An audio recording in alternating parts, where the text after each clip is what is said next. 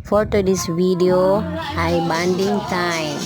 Samantalahin natin ang makipag-bonding sa isa sa ating mga kapatid, pamangkin at nanay or magulang.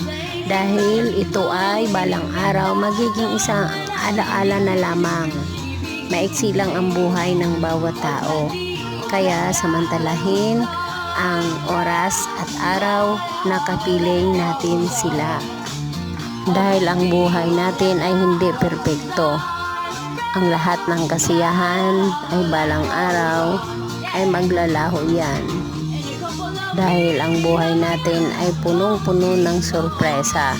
Kaya sikapin natin makipagbanding sa ating mga mahal sa buhay. Paramdam sa kanila ang ating pagmamahal. Forget the past. Ang isipin ay ngayon at ang bukas.